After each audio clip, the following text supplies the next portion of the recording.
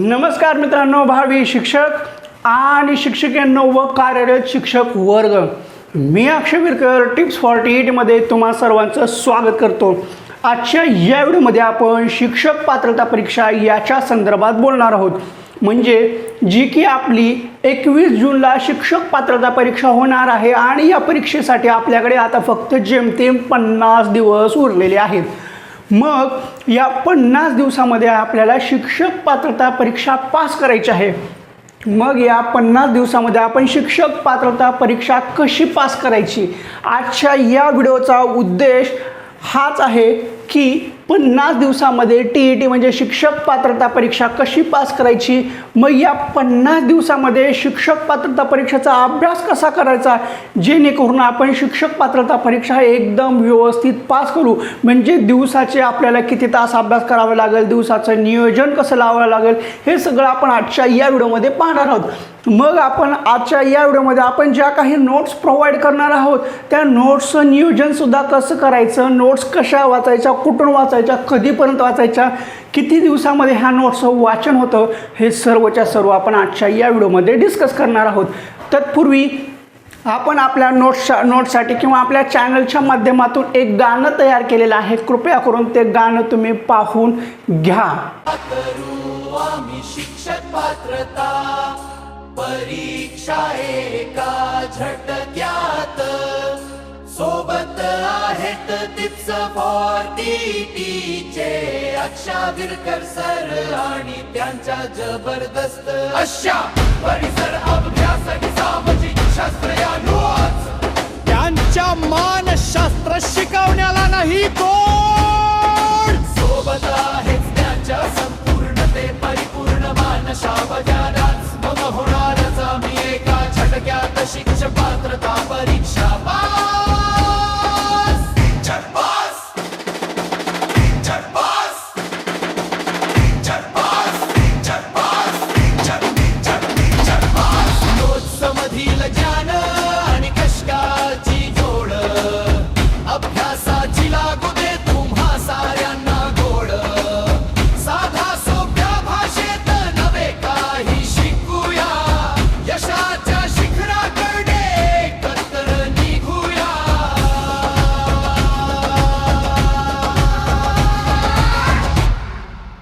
तुम्ही गाणं पाहिलेलं असेल, गाणं ऐकलेलं असेल, तुम्हाला नक्कीच आवडलं असेल। आवडलं नाही आवडलं त्याच्या कमेंट करा। आता बोलू आपण आपल्या मेन उद्देशाकडे की 50 दिवसामध्ये TET कशी पास करायची, 50 दिवसामध्ये आपलं शिक्षक पात्रता परीक्षेचा अभ्यास कसा करायचा आणि नोट्सचं नियोजन कसं करायचं। आता सर्वप्रथम या 50 दिवसामध्ये आपल्याला अभ्यास कसा करायचा या दृष्टिकोनातून आपण बोलू की सर्वप्रथम तुम्ही काय करायचे हे पहा। आता दिवस कमी राहिलेले आहेत, सुट्ट्याचे दिवस आहेत। ह्या सुट्ट्याच्या दिवसामध्ये आपल्याला रोजचे फक्त किती तास करायचे आहेत, रोजचे फक्त जेमतेम 8 ते 10 तास अभ्यास करायचा। रोजचा जेमतेम 8 ते 10 तास अभ्यास करायचा आणि 8 ते 10 तासामध्ये आपण व्यवस्थित रोज 8 ते 10 तास जरी दिले तर आपण व्यवस्थितपणे शिक्षक पात्रता परीक्षा पास करू शकतो। मग ह्या 8 ते 10 तासाचं नियोजन कसं लावायचं ते सुद्धा महत्त्वाचं आहे, हे पहा। आता रोज हे 8 ते 10 तास हे रोज आपल्याला व्हिडिओ बघणं शक्य आहे का? आपण जरी क्लास लावलेले असतील ते क्लासचे प्रत्येक विषयाचे 2-2, 3-3 तासाचे लेक्चर, मग असे दिवसाचे 7-8 तास लेक्चर ऐकून अभ्यास होतो का? तर अशी बात नाही आहे। ह्या शेवटच्या 15 दिवसामध्ये आपल्याला रोज 8 ते 10 तास अभ्यास करायचा आहे, पण ह्या 8 ते 10 तासामध्ये लेक्चर पाहिजे नाही आहेत। ज्या कुठले गरजेचे आहेत, कुठले लेक्चर पाहणं गरजेचे आहेत, खरं पाहायला गेलं तर मराठी, हिंदी, इंग्लिश हे ग्रामरचे लेक्चर पाहणं खूप गरजेचं आहे आणि गणिताचे बस। बाकी याच्यानंतर मानसशास्त्राचे लेक्चर पाहायची गरज नाही, इंग्लिशचे विज्ञानचे लेक्चर पाहायची गरज नाही, इतिहासचे नाही, भूगोलचे नाही, बाकी कुठल्याही विषयाचे लेक्चर पाहणं गरजेचं नाही। आता सर्वप्रथम तुम्ही नेमकं काय करायचं आहे, तर तुम्हाला नेमकं काय करायचं आहे, तर सर्वप्रथम तुम्हाला अगोदर मराठी, हिंदी, मग हिंदीच्या ठिकाणी इंग्लिश घेतलं असेल किंवा इंग्लिशच्या ठिकाणी हिंदी घेतलं असेल तर याचं फक्त आणि फक्त तुम्हाला ग्रामर करायचं आहे। ग्रामर म्हणजे व्याकरण। आता हे व्याकरण असं पक्कं करायचं आहे की सुरुवातीपासून शेवटपर्यंत तुम्हाला सगळं आलं पाहिजे। त्याच्यामध्ये शब्दाच्या जाती आलं, मग इंग्लिशमध्ये पार्ट ऑफ स्पीच आलं, प्रयोग आला, शब्दसिद्धी आली, समास आला, मग वाक्याचे पृथक्करण आलं, ह्या व्याकरणमधलं सगळंच्या सगळं भाग करायचं. पुन्हा काळ आला, समासाचे प्रकार कुठले आहेत, असं जेवढं काही व्याकरण आहे ते सगळंच्या सगळं पूर्ण करायचं. आता हे व्याकरण पूर्ण करण्यासाठी तुम्हाला बाळासाहेब शिंदे सरांचं पुस्तक सफिशियंट आहे, मोर दॅन इनफ आहे. इंग्लिशसाठी सुद्धा ते सफिशियंट आहे. हिंदीसाठी तुम्हाला मार्केटमध्ये जे पुस्तक अवेलेबल असेल ते तुम्ही घेऊ शकता. पण तुम्हाला जर याचा अभ्यास येत नसेल तर तुम्ही याचे क्लास लावून ते पूर्ण करू शकता. पण सर्वप्रथम तुम्हाला मराठी, हिंदी, इंग्लिश हे ग्रामर पूर्ण करून घ्यायचं आहे, म्हणजे घ्यायचं आहे, याच्याशिवाय पर्याय नाही. हे जर तुम्ही एवढं जर पक्कं केलं, मराठी, हिंदी किंवा हिंदीच्या ठिकाणी इंग्लिश घेतलं असेल, याचं जर तुम्ही ग्रामर पक्कं केलं तर तुम्ही शिक्षक पात्रता परीक्षा पास म्हणजे पास, ढिंच्याक पास, जसं की गाण्यामध्ये सांगितलं होतं तसं ढिंच्याक पास एका झटक्यात तुम्ही पास कराल.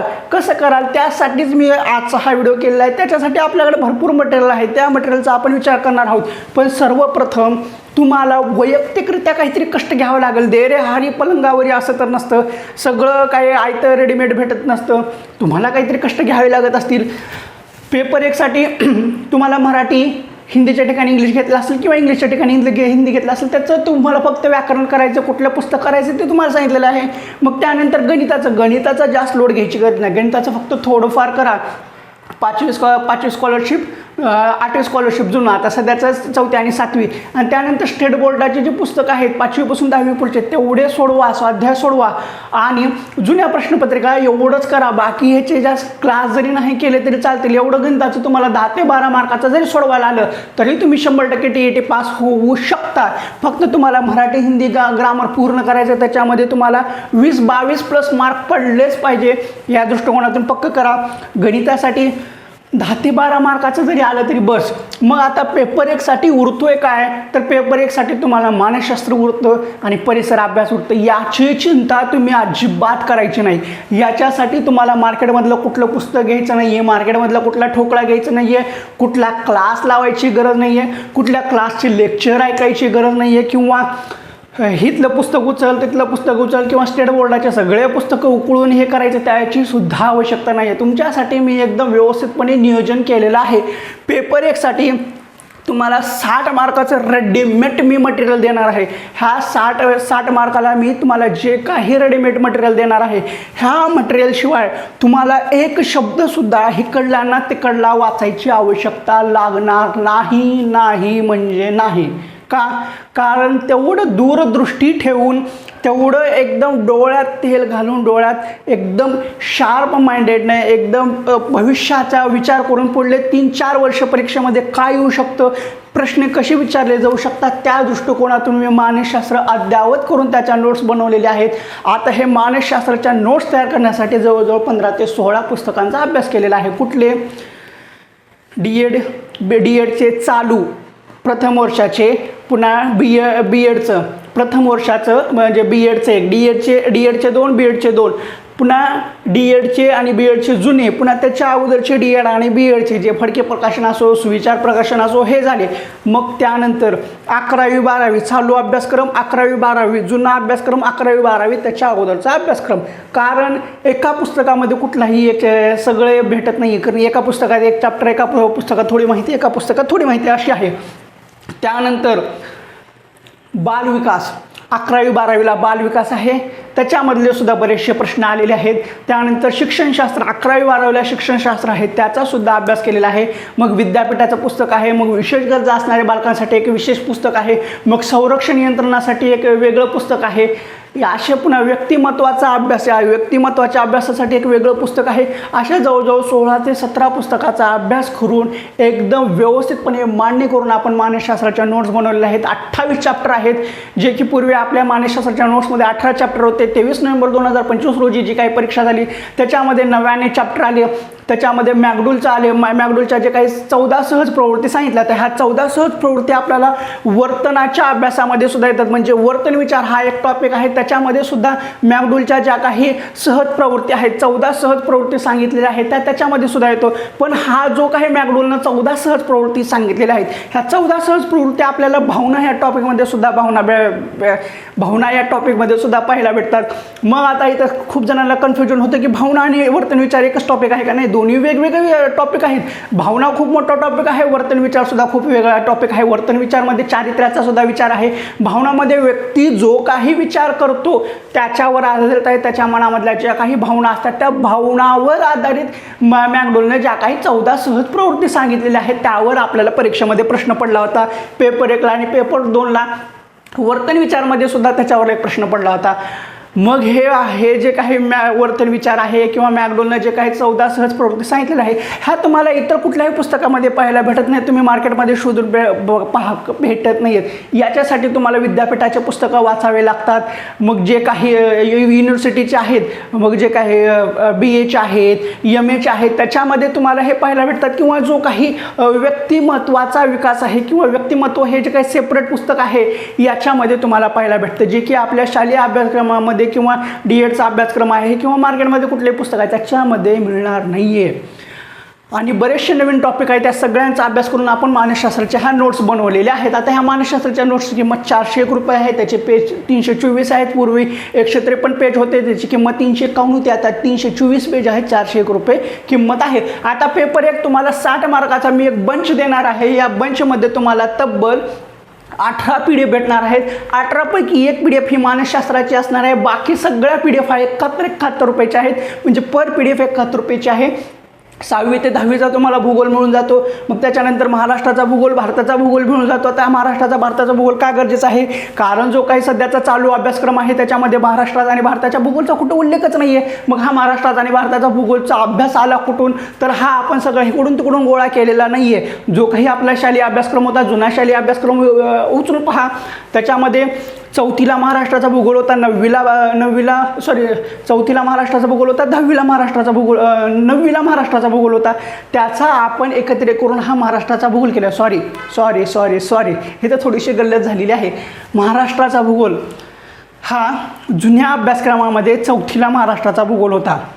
मग नवीन अभ्यासक्रमामध्ये सुद्धा 9वीला, 4थी आणि 9वीला होता, बरोबर आहे. आणि जो काही भारताचा भूगोल आहे जुन्या अभ्यासक्रमामध्ये 5वीला होता आणि जुन्या अभ्यासक्रमामध्ये 10वीला सुद्धा होता. ह्या सगळ्यांचं कॉम्बिनेशन करून आपण महाराष्ट्राचा आणि भारताचा भूगोल केला आहे. त्याच्यामध्ये एक्स्ट्रा ॲडिशनल माहिती सुद्धा दिलेली आहे. मग त्यानंतर तुम्हाला 6वी ते 10वीच्या इतिहासाचं नोट्स भेटून जातात. त्याला जोडणी नवीन अभ्यासक्रम, जुना अभ्यासक्रम अशी केलेली आहे. त्यानंतर तुम्हाला संपूर्ण नागरिकशास्त्र हे भेटून जातं. पेपर 1ला 4 मार्काला येतं, पेपर 2ला 10 मार्काला विचारलं जातं, 8 ते 10 मार्काला. त्यानंतर विज्ञानाचं जुनं विज्ञान 3री ते 8वीचं आहे, 6वी 7वी विज्ञान. एवढं केलं की तुमचा पेपर 1 पूर्ण होऊन जातं. आणि शेवटी एक PDF भेटून जाते, परिसर अभ्यास. मग आता सगळ्यांना वाटतं की परिसर अभ्यासाचा अभ्यास करताना आपल्याला फक्त जे काही शालेय अभ्यासक्रमामध्ये 3री, 4थी, 5वीला एवढं काय जे काय परिसर अभ्यास केलेला आहे तेवढं केलं की माझा अभ्यास होऊन जातो आणि मी पास होऊन जातो. तर असं नसतं मित्रांनो.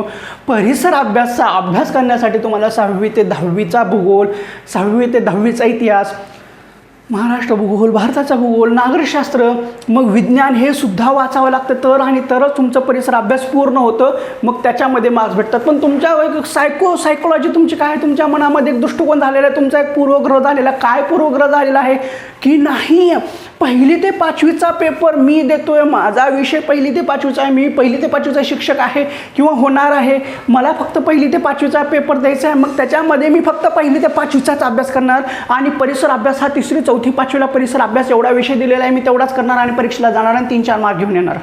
ही तुमची सायकोलॉजी आहे. ही सायकोलॉजी, तुमची मेंटॅलिटी बदलून टाका. परिसर अभ्यासमध्ये चांगले मार्क्स घ्यायचे असतील तर 6वी ते 10वीचा इतिहास, 6वी ते 10वीचा भूगोल, महाराष्ट्राचा भूगोल, भारताचा भूगोल, नागरिकशास्त्र, जुनं 3री ते 8वीचं विज्ञान, पुन्हा चालू 6वी 7वीचं विज्ञान आणि परिसर अभ्यास 3री, 4थी, 5वीचं एवढं करावं लागतं तर कुठं परिसर अभ्यास पूर्ण होतं.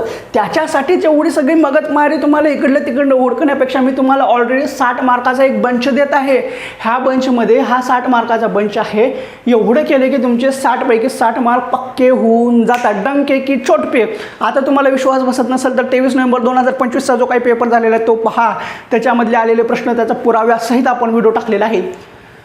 जशाच तसे प्रश्न परीक्षा परिषद कसे प्रश्न फिरवून विचारू शकते तसे नोट्समध्ये आपण टिप्ससुद्धा दिलेल्या आहेत, टिपासुद्धा दिलेल्या आहेत. त्या दृष्टिकोनातून नोट्स आहेत. पेपर 1चा बंच हा 71 रुपये, 17 PDF 71 केल्यानंतर आणि पुन्हा 400 केल्यानंतर 1608 होतात. पण त्याला मी सूट दिलेली आहे. पेपर 1चा बंच तुम्हाला फक्त 1301 रुपयाला भेटणार आहे. आता पेपर 1चा बंच 1301 रुपयाला भेटते. आता खूप जणांना वाटेल की 1301 रुपये जास्त आहेत. अहो, शिक्षक पात्रता परीक्षा तुम्हाला पास करायची आहे, मला नाही, मी ऑलरेडी पास आहे. तुम्ही शिक्षक आहात, लाखो पगारी उचलतात आणि तुम्हाला हे 1301 रुपये जास्त वाटतात म्हणल्यानंतर अवघड गोष्ट आहे.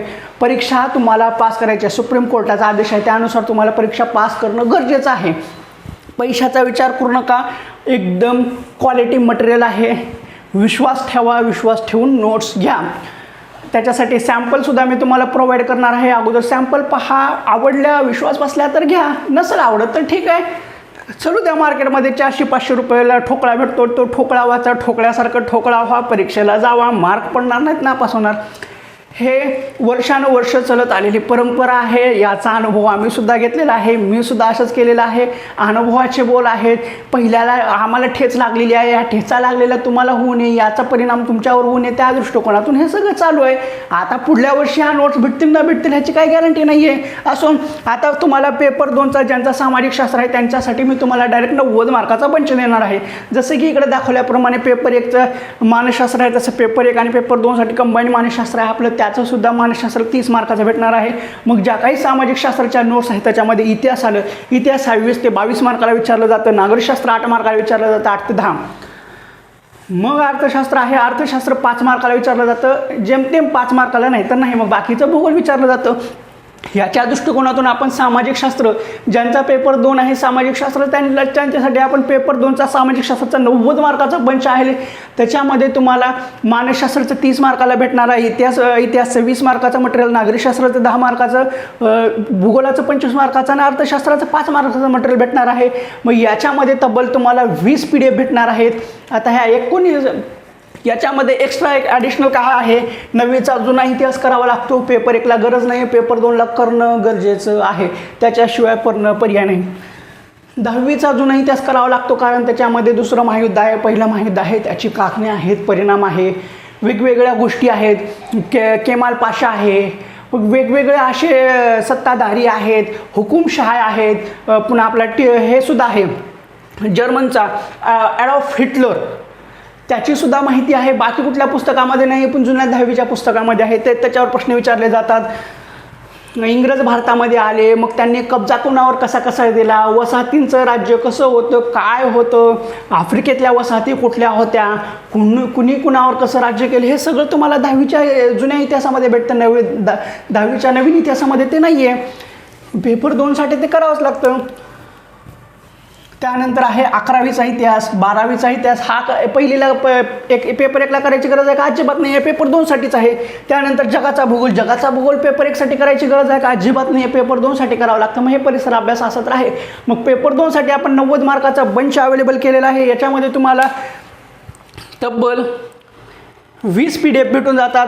ह्या 20 PDFची किंमत 1750 रुपये आहे. पण मी तुमच्यासाठी हा PDF पेपर 2चा डायरेक्ट 90 मार्काचा पासिंगचा बंच फक्त 1400 रुपयाला देतो आहे. याच्यापेक्षा मी आणखीन काय करू? तुम्हाला फक्त एवढा बंच घ्यायचा आहे. मला माहिती आहे तुम्ही हे 100% घेणार आहात, घेतल्यानंतर अभ्यास करणार आहात. अभ्यास कसा करायचा ते सुद्धा सांगतो. हा 1400 रुपयाला बंच घेतला की तुम्हाला डायरेक्ट 90 मार्क पक्के म्हणजे पक्के. पण अभ्यास कसा करायचा ते सुद्धा सांगतो. पण हे पहा, बंच घेतला, पैसे दिले तुम्ही आणि घेऊन तसंच ठेवला, याला काही अर्थ नाही आहे.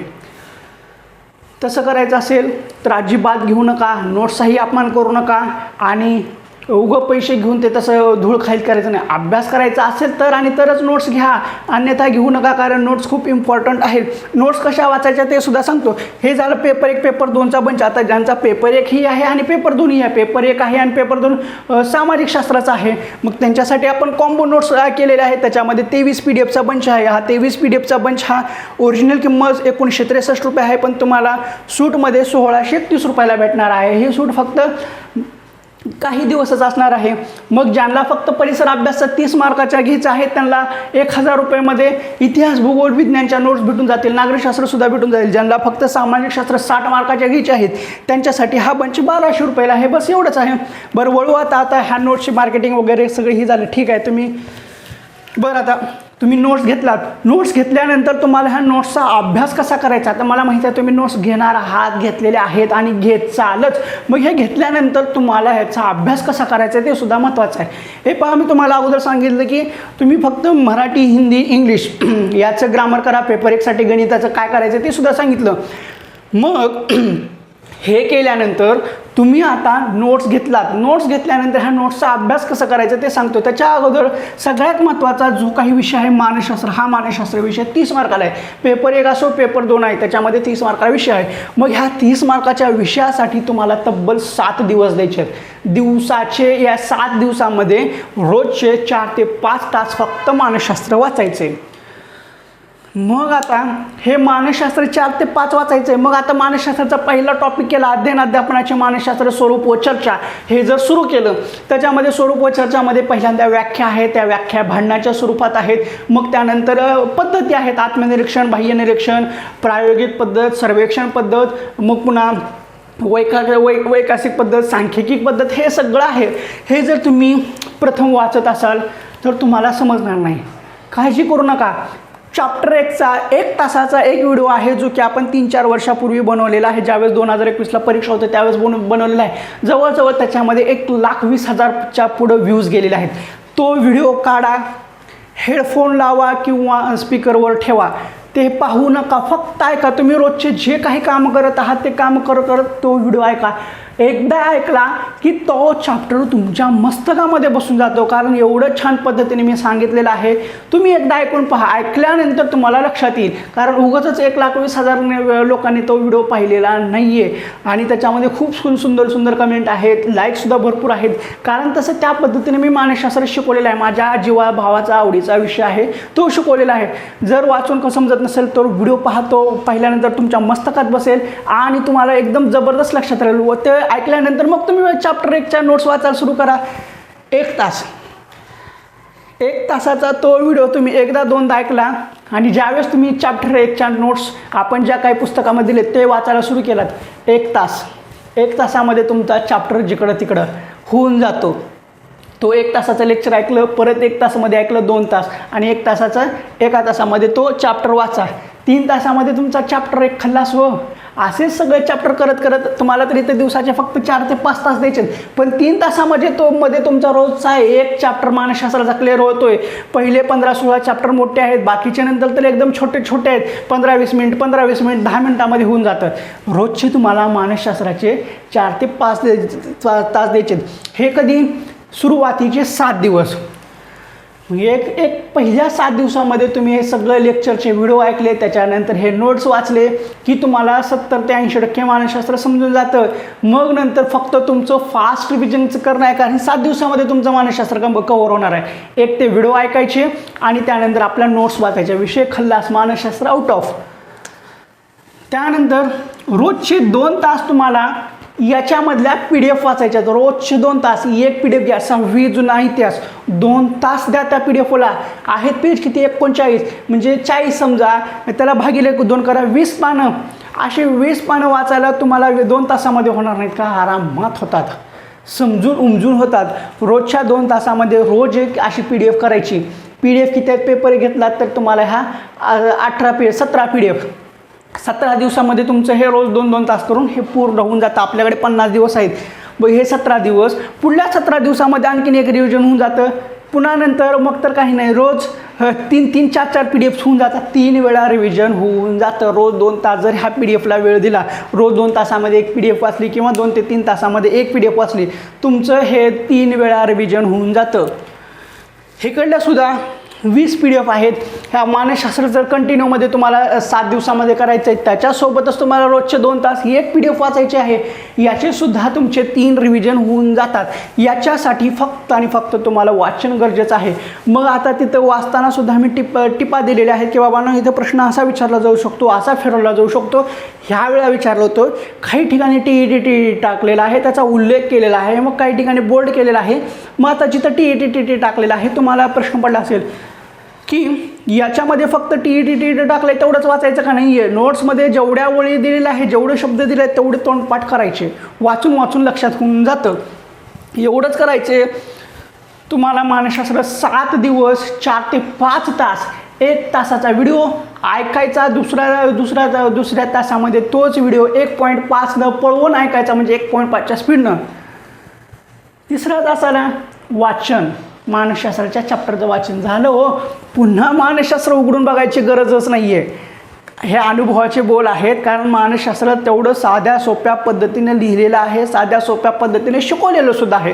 त्यामुळे सांगतोय नोट्सच्या बाबतीत रोज 2 तास द्यायचे आहेत. अशा पद्धतीने तुमचं आरामध्ये 50 दिवसामध्ये शिक्षक पात्रता परीक्षा पास करणं होतं. रोजचे 8 ते 10 तास द्या.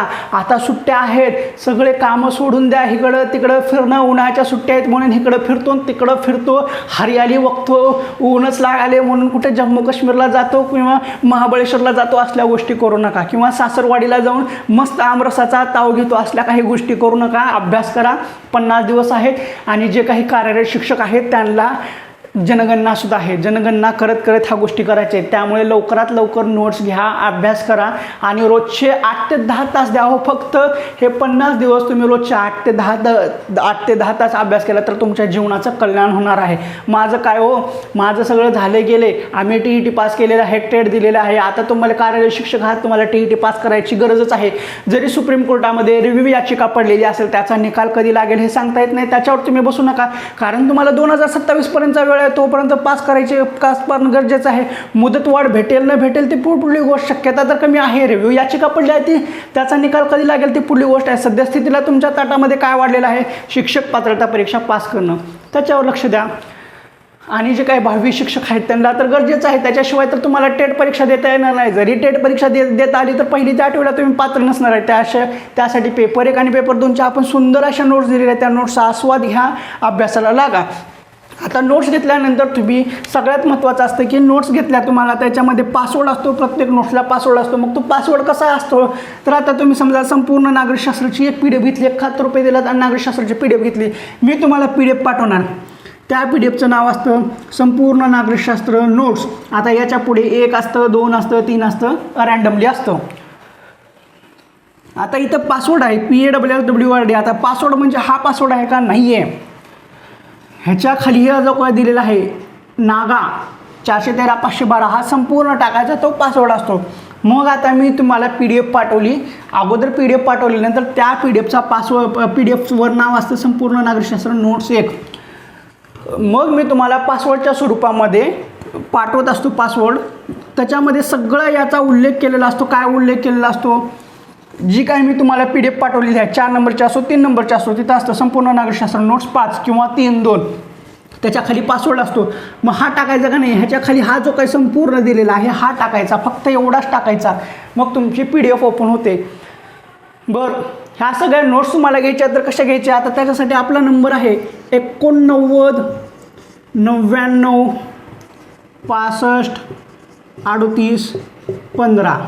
मग त्यानंतर आहे 99 70 96 11 44.